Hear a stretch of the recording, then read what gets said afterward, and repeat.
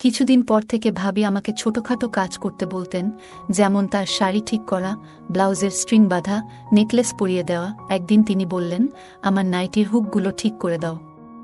আমি সাহায্য করতে গেলাম, কিন্তু লক্ষ্য করলাম তিনি আমার প্রতি অদ্ভুত দৃষ্টিতে তাকাচ্ছেন। এতে আমি অস্বস্তি বোধ করতে লাগলাম। আমার নাম তরুণ, বয়স 25। আমার বড় ভাই ছিলেন বরাবরই রাগী, ছোটখাটো বিষয়েও তিনি রেগে যেতেন এবং বাবা মায়ের সম্মান করতেন না। ছোট থাকতেই আমি বুঝে গিয়েছিলাম কিভাবে বাবা মায়ের স্নেহ ও ভালোবাসা পেতে হয়। আমি ভাইয়ের মতো ছিলাম না, আমার আচরণ ছিল শান্ত ও নম্র। আমি সবার সাথে কথা বলতাম, যেখানে আমার ভাইয়ের আচরণ ছিল বিরক্তিকর। একদিন সে নিজের বিয়ের জন্য বাড়িতে হট্টগোল শুরু করে। বাবা মা তার বিয়েতে রাজি ছিলেন না, কারণ তিনি তাদের সম্মান করতেন না। মা ভয় পেয়েছিলেন যে ভাই হয়তো তার স্ত্রীকেও সম্মান করবে না, কিন্তু ভাইও মেয়েটিকে ভালোবাসতেন। সেই মেয়ে তার অফিসে কাজ করত। অবশেষে তারা বিয়ে করলেন এবং ভাই তার নতুন স্ত্রীকে নিয়ে আমাদের বাড়িতে আসেন। ধীরে ধীরে ভাইয়ের আচরণে পরিবর্তন আসতে শুরু করল। তিনি সবার সাথে ভালো থাকতে শুরু করেন। আমার স্কুলের পড়াশোনা প্রায় শেষের পথে। বড় ভাই চলে যাওয়ার প্রস্তুতি নিলেন এবং মা বাবা আমাদের মধ্যে কেউই তাকে বাধা দিল না। আমরা চেষ্টা করেছিলাম বোঝাতে, কিন্তু তারা কেউই ঝগড়ার আসল কারণ বুঝতে রাজি ছিল না। আমার বোনকে সেই দিন বাড়ি ছাড়তে হয়েছিল। মা আমাকে কিছু জানায়নি। ভাই আর বোন নিজেদের পছন্দে বিয়ে করেছিল। তারা প্রথমে সুখে ছিল, কিন্তু 1 বছরের মধ্যেই তাদের মধ্যে ঝগড়া শুরু হয়। নিজেদের পছন্দে বিয়ে করেও তারা একে অপরকে ছেড়ে যেতে রাজি ছিল। ভাইয়ের বিরুদ্ধে নানা অভিযোগ ছিল, আর ছোটবেলা থেকেই আমি তার থেকে দূরে থাকতে চেয়েছিলাম। একদিন ভাই সিদ্ধান্ত নিয়ে অন্য শহরে চলে যাবে কাজ করতে। মা বাবা তাকে থামানোর চেষ্টা করেছিলেন, কিন্তু তিনি কারো কথা শোনেননি। ভাই তার জিনিসপত্র গুছিয়ে অন্য শহরে চলে যায়। মা বাবা তার জন্য চিন্তিত ছিলেন, কিন্তু ভাই ফোন করে জানায় যে তিনি সেখানে ভালো আছেন এবং বেতন থেকে কিছু পাঠাবেন। আমি তাদের বুঝিয়েছিলাম যে ভাই বোকা নন, তিনি বুদ্ধিমান এবং বিয়ের সিদ্ধান্ত তারই ছিল। মা বাবাকে আর চিন্তা করতে হয়নি। এভাবেই অনেক সময় চলে গেল। আমি আমার পড়াশোনা শেষ করে এখন একটি ভালো চাকরি খুঁজছিলাম। একদিন বাবার কাছে ভাইয়ের ফোন আসে এবং তিনি আমাদের সবার খোঁজ খবর নেন। তখনই তিনি জানতে পারলেন যে আমি একটি ভালো চাকরি খুঁজছি। শুনে আমরা সবাই অবাক হয়ে গেলাম। আমি একজন ব্যবসায়ী এবং ভালো অভিজ্ঞতা পেতে একটি ভালো কোম্পানিতে কাজ করতে চাই। একদিন বাবা অনুরোধ করলেন, ভাই আমাকে তার জায়গায় কাজ করতে পাঠানোর কথা বললেন, কারণ তিনি কিছুদিনের জন্য দূরে থাকবেন এবং তার কোম্পানি ব্যবসার কাজে কানাডায় যাবে। ভাই জানালেন তিনি বিয়ে করেছেন এবং তার স্ত্রীকে শহরে একা রেখে যেতে পারবেন না। তিনি বললেন, দুঃখিত, আমি তোমাকে জানাইনি, কিন্তু আমার বিয়ে হয়েছে মাত্র 1 মাস। তার স্ত্রী খুবই সংস্কৃতিমনা ও সুন্দর। তারা দুজনেই এই শহরের বাসিন্দা এবং খুব খুশিতে একসাথে আছেন। আমার গল্পগুলো তোমরা শুনো, কিন্তু সাবস্ক্রাইব করো না। দয়া করে গল্পগুলো ভালো লাগলে চ্যানেলটি সাবস্ক্রাইব করো। ভাই তার প্রথম স্ত্রীকে ডিভোর্স দিয়ে নতুন মেয়েকে বিয়ে করেছেন। বাবা অনুরোধ করায় ভাই আমাকে তার সাথে পরিচয় করিয়ে দিতে রাজি হলেন। তিনি বললেন, তরুণকে আমার জায়গায় পাঠাতে হবে, এতে সে কাজের অভিজ্ঞতা পাবে এবং আমার স্ত্রীও বাড়িতে একা থাকবে না। আমি এবং তরুণ রেখে কানাডা থেকে ফিরে আসতে পারবো। বাবার মেজাজ একটু খারাপ হতে পারে ভাইয়ের বিয়ের কারণে, তবে এবারও তিনি রাজি হলেন এবং ঠিক করলেন আমি ভাইয়ের জায়গায় কাজ করব এবং তার বাড়িতে থাকব। আমি সেখানে গিয়ে দেখলাম ভাই খুব খুশি। আমাকে দেখে তিনি বললেন, এখন তোমার আগমন নিয়ে আর চিন্তা করতে হবে না, চল যাই। আমার ভাইয়ের আচরণ এখন অনেকটাই নরম হয়েছে, তবে তিনি সবসময় বাবা মার সাথে কড়া ছিলেন। একদিন তিনি বললেন, তোমার ভাবির সাথে পরিচয় করিয়ে দিই। তাকে তোমার কথা বলার পর থেকেই সে তোমার জন্য অধীর আগ্রহে অপেক্ষা করছে। প্রথমে সে চিন্তিত ছিল, একা এখানে কিভাবে থাকবে, তবে আমি বলার পর যে তুমি তার যত্ন নেবে, সে খুব খুশি হয়েছে। আমি যখন ভাইয়ের বাসায় পৌঁছালাম, তখন ভাবি দরজা খুললেন। তার বয়স ছিল কম, প্রায় 2-1 বছর, এবং তিনি খুবই সুন্দরী। তার চেহারার উজ্জ্বলতা দেখে আমি মুগ্ধ হয়ে গেলাম। এর আগে কোনো মেয়ের প্রেমে পড়িনি, কিন্তু ভাবি কালো, লম্বা চুল আর সৌন্দর্যে পাগল হয়ে গেলাম। ভাইকে দেখে বুঝতে পারছিলাম না কিভাবে এমন একজন সাধারণ চেহারার মানুষের সাথে ভাবি বিয়ে করেছেন। ভাই আমাকে স্বপ্ন থেকে জাগিয়ে বললেন, তরুণ, এটা তোমার ভাবি, তুমি তার সাথে দেখা করবে না? আমি দ্রুত সালাম দিয়ে ঘরের ভিতরে চলে এলাম। ভাবি চা তৈরি করছিলেন, আর আমি বারবার তার দিকে তাকাচ্ছিলাম। ভাইয়ের বয়স ছিল ৩-২ আর ভাবি ২-৩। ভাবছিলাম এমন সুন্দর একজন মেয়ে কিভাবে এত বড় বয়সের মানুষের সাথে বিয়ে করলেন। তার নাম ছিল কাজল। তিনি জানালেন তিনি আগামীকাল কানাডা চলে যাচ্ছেন। এরপর আমাকে একটি ফাইল দিয়ে বললেন, তোমাকে আমার কাজগুলো করতে হবে। কোনো সমস্যা হলে ফোনে জানিও, আমি কোম্পানির ঠিকানা পাঠিয়েছি। সেখানে গিয়ে সব তথ্য পাবে। আমি সব বলে রেখেছি। ভাই কানাডায় যাওয়ার সময় বললেন, তোমার ভাবি কিছুদিন আগে সিডি থেকে পড়ে গিয়েছিল এবং এখনও ব্যথায় কষ্ট পাচ্ছে। তাকে ডাক্তারের কাছে নিয়মিত নিয়ে যেতে হবে এবং তার যত্ন নেওয়া তোমার দায়িত্ব। তার মা বাবাও এখানে নেই, তাই তুমি ছাড়া আর কেউ নেই। আমি আশ্বাস দিলাম, তুমি চিন্তা করো না, আমি ভাবির যত্ন নেব। ভাই যখন রওনা হলেন, আমি এবং কাজল ভাবি একসাথে থেকে খুব কম কথাই বলতাম। আমি ঠিকানা নিয়ে ভাইয়ের অফিসে গেলাম এবং তার পরিবর্তে কাজে যোগ দিলাম। অফিসে কাজের পরিবেশ ছিল চমৎকার, সহকর্মীদের সাথে ভালো বন্ধুত্ব হয়ে গেল। বাসায় ফিরে ভাবির সাথে খোলামেলা কথা বলতাম। একদিন দেখলাম ভাবি নাইটি পরে খুব সুন্দর লাগছিল। তিনি কফি বানাচ্ছিলেন, আমি নিজেও বানাতে চেয়েছিলাম, কিন্তু তিনি আমাকে বাধা দিয়ে বললেন, কোথায় যাচ্ছ? আমি তোমার জন্য কফি বানাচ্ছি। আমরা টেরেসে বসে কফি খেলাম, সেখানে ঠান্ডা হাওয়া বইছিল। আমি হঠাৎ অস্বস্তি বোধ করছিলাম, তাই তাকে বললাম, তুমি বারান্দায় একটু একা থাকো, আমি জরুরি কাজে ব্যস্ত। কিছুক্ষণ পর ভাবি কফি নিয়ে আমার রুমে এলেন। কফি দিতে গিয়ে কিছু কফি আমার জামায় পড়ে গেল। তিনি ভয় পেয়ে আমার জামা পরিষ্কার করতে লাগলেন। তখন আমি একটু অস্বস্তি বোধ করলাম।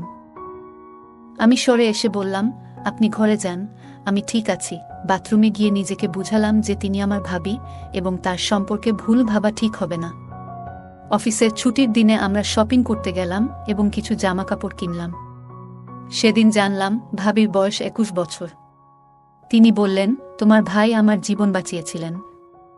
তখন থেকেই আমাদের সম্পর্ক তৈরি হয়েছিল। আমি বড় হতে থাকলাম। যদিও আমি একজন এতিম মেয়ে, ছোটবেলা থেকেই চাচা খালার বাড়িতে থেকেছি, কিন্তু তারা আমাকে খুব খারাপ ব্যবহার করত। একসময় তোমার ভাইয়ের সাথে পরিচয় হলো। তার সমর্থন পেয়ে আমরা বিয়ে করার সিদ্ধান্ত নিলাম। আমি জানতাম তার একবার ডিভোর্স হয়েছে, কিন্তু তবুও আমি তাকে পছন্দ করতাম এবং সে আমাকে। তাই বিয়ে করে আমরা সুখী জীবন শুরু করি। আমাদের বিয়ের কথা তোমাদের পরিবারকে জানানো হয়নি, কারণ তারা হয়তো ভাববে তাদের ছেলে একজন এতিম মেয়েকে বিয়ে করে বাড়িতে এনেছে, তাও যৌতুক ছাড়াই। আমি বললাম, আমার মা বাবা ভালো মানুষ, কিন্তু ভাই বিয়ের পর অনেক বদলে গেছে। সে এখন আগের চেয়ে অনেক নরম স্বভাবের। কাজল ভাবি সব ছেড়ে আমাকে যত্ন নেওয়ার দায়িত্ব নিয়েছিল। কিন্তু ভাই কানাডায় যাওয়ার পর থেকে আমি লক্ষ্য করলাম ভাবি নতুন জামাকাপড় পরছে, যা দেখে আমি অবাক হলাম।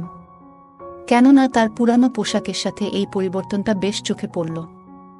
আমি ভাবলাম হয়তো তিনি এসব বিষয়ে খুব একটা পাত্তা দেন না। তার চোখে আমি ছোট ভাইয়ের মতো, তাই সে আমার সামনে আরামে এমন জামাকাপড় পরছে। আমি অফিসের কাজে ব্যস্ত হয়ে পড়লাম। বস আমার কাজ দেখে খুব ইমপ্রেসড হলেন এবং আমাদের একটি প্রজেক্টে কাজ করার জন্য আমন্ত্রণ জানালেন। আমি বাড়িতে রাতের খাবারের জন্য তাকে আমন্ত্রণ জানালাম। আমার বন্ধু শান্তকেও আমন্ত্রণ জানালাম, কারণ সে আমাকে অনেকবার হোটেলে পার্টি দিয়েছে। শ্বশুরও খুব ভালো রান্না করতেন।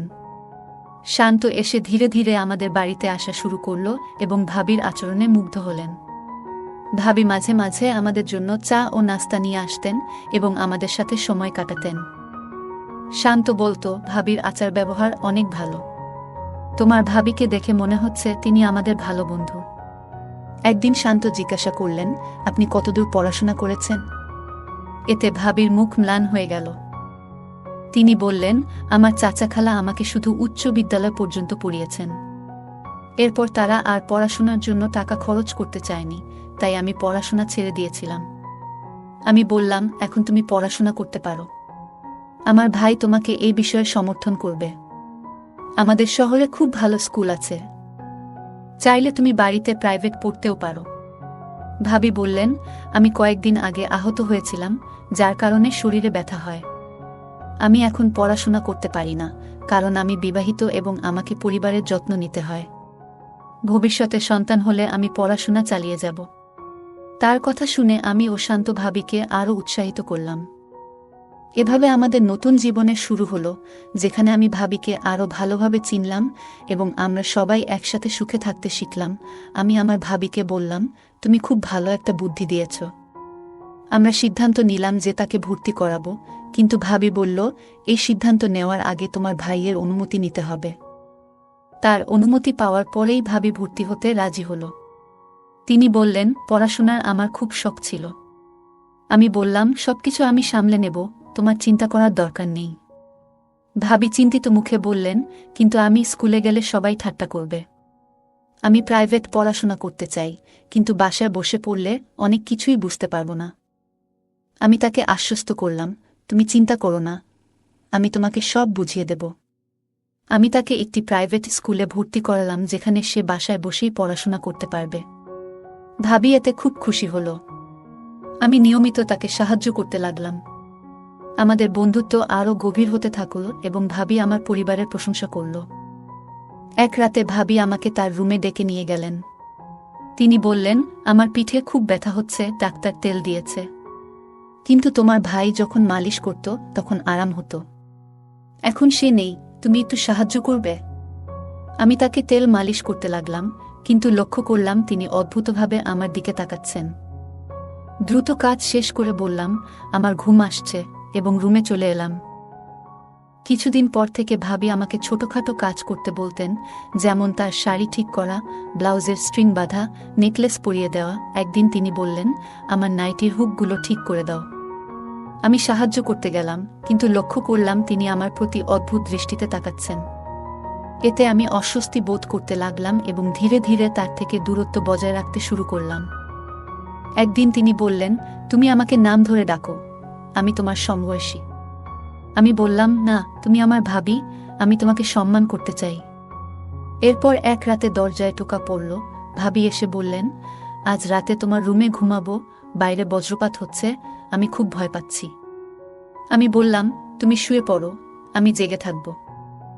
এভাবে আমাদের সম্পর্কের মধ্যে কিছুটা দূরত্ব আসতে লাগল, কিন্তু আমি তাকে সম্মানের সাথে সবসময় সাহায্য করে যেতাম। আমি আমার ভাবিকে বললাম, তুমি এত বড় হয়ে ভয় পেও না, আমি তোমার কাছেই আছি। তুমি যদি কোনো সমস্যা অনুভব করো, আমাকে জানাও। তিনি আমার কথায় কান্না দিয়ে আমার বিছানায় শুয়ে পড়লেন। আমি কিছুটা অস্বস্তি নিয়ে পাশে দাঁড়িয়ে রইলাম। তিনি বললেন, তুমি ওখানে কেন দাঁড়িয়ে আছো? এসে শুয়ে পড়ো। কথাগুলো শুনে আমি অদ্ভুত লাগল। আমি বললাম, আমি একটু অফিসের কাজ করব। তারপর ল্যাপটপ নিয়ে বসে পড়লাম এবং ভাবির ঘুমানোর জন্য অপেক্ষা করতে লাগলাম। যখন দেখলাম তিনি গভীর ঘুমে আচ্ছন্ন, তখন আমি ধীরে ধীরে উঠে সোফায় শুয়ে পড়লাম। সকালে তিনি জেগে উঠে জিজ্ঞেস করলেন, তুমি কেন সোফায় শুয়েছিলে? তুমি কি আমার জন্য বিরক্ত? আমি তাকে আশ্বস্ত করলাম, এমন কিছু না, চিন্তা করো না। এরপর থেকে ভাবির সাথে আমার কথা কমে গেল। আমি কাজে ব্যস্ত থাকতাম, আর সে মাঝে মাঝে অভিযোগ করত, তুমি আগের মতো আর আমার সাথে কথা বলো না, আমাকে কোথাও নিয়ে যাও না। আমি বললাম, অফিসের কাজে অনেক চাপ, তাই তোমার জন্য সময় বের করতে পারছি না। বলে দুঃখ প্রকাশ করে নিজের রুমে চলে গেলাম এবং দরজা বন্ধ করলাম। কিন্তু সেই রাতেই তিনি আবার আমাকে ডেকে বললেন, আমার কোমরটা একটু মালিশ করে দাও। আমি মালিশ করতে লাগলাম। হঠাৎ তিনি উঠে বসে বললেন, তুমি কি পছন্দ করো সেটাও তো বলো না। আমি বললাম, বই পড়তে আর ঘোড়ায় চড়তে পছন্দ করি। তিনি বললেন, আমিও ঘোড়ায় চড়তে ভালোবাসি। তার কথায় আমি অদ্ভুতভাবে অস্বস্তি বোধ করলাম। আমার শরীর ঘামে ভিজে গেল এবং আমরা দুজনই নীরবে বসে রইলাম। আমি দ্রুত নিজেকে সামলে নিয়ে বললাম, আপনি কি কিছু বলতে চান? তিনি কিছুটা বিভ্রান্ত হয়ে বললেন, তুমি আমাকে ভুল বুঝছ। আমি বললাম, আমি কিছুই ভুল বুঝিনি। বলেই তার রুম থেকে বেরিয়ে এলাম। কিছুদিন পর আমি অফিসে অসুস্থ বোধ করলাম। হঠাৎ শুনি আমার ভাবি রুম থেকে আমার বন্ধু শান্তের হাসির আওয়াজ ভেসে আসছে। শান্ত বলেছিল সে আজ একটি বিয়েতে যাচ্ছে, কিন্তু সে আমার ভাবির সাথে এখানে কি করছে সেটা আমার কাছে স্পষ্ট ছিল না। আমার কিছু সন্দেহ ছিল, কিন্তু এখন শান্ত আমার সাথে মিথ্যে বলছে। আমি ভাবিনি সে এখানে আসবে। আমি চুপচাপ দাঁড়িয়ে তাদের কথা শুনলাম। তারা আমাকে নিয়ে মজা করছিল। ভাবি বলল, তোমার বন্ধু তরুণ একজন বোকা। আমি কতবার তাকে এটা দেখিয়েছি। তার মধ্যে কোনো পুরুষালী গুণ নেই, তাই সে সবসময় আমার কাছ থেকে লুকিয়ে থাকে। তুমি বরং ম্যানলি, শান্ত হেসে বলল। তরুণকে ছেড়ে দাও, সে ভীতু। আমি হতবাক হয়ে দেখলাম, যা আমার ভাইয়ের অধিকার ছিল তা অন্য কেউ ভোগ করছে। আমার রাগ চরমে উঠল। আমি ঠিক করলাম ভাইকে সব বলবো। আমি ভাইকে বললাম ভাবির প্রতিটি কাজ সম্পর্কে। এতে ভাবি রেগে গেল। 2 দিন পর ভাই বাড়ি ফিরল এবং ভাবিকে মারধর করে বলল, তুমি পাগলি। আমি তোমাকে ইমপ্রেস করতে বলেছিলাম। ভাই আরও বলল, তরুণ, আমি একজন পুরুষ নই এবং আমার পরিবারের উত্তরাধিকারী চেয়েছিলাম। আমার প্রথম স্ত্রীও আমাকে নপুংসক বলেছিল। তাই আমি চাইছিলাম তুমি আমার বউয়ের সাথে সম্পর্ক স্থাপন করো, যাতে আমার বউ তোমার সন্তানের মা হতে পারে। আমি স্তব্ধ হয়ে গেলাম। ভাবি বলল, আমি অনেক চেষ্টা করেছি তোমার ভাইকে ইমপ্রেস করার, কিন্তু সে আমার জালে আটকা পড়েনি। এখন আমি তার বন্ধুকে দত্তক নিয়েছি। আমি আমার কানকে বিশ্বাস করতে পারছিলাম না।